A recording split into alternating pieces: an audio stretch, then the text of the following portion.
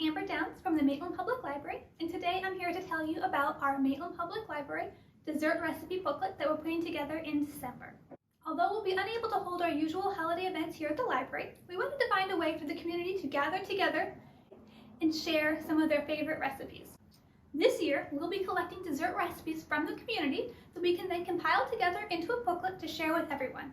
This will be a great way for everybody to try new recipes this holiday season, as well as get a taste for something that someone else in the community enjoys.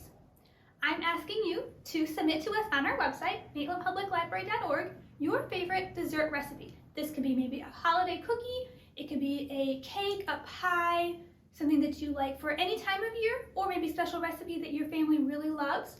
You can submit that on our website to us, include some information, maybe how you like to serve the dish, why it's special to you, any anecdote about why this is your favorite recipe, and we'll compile those into a booklet, which will then be available here at the library.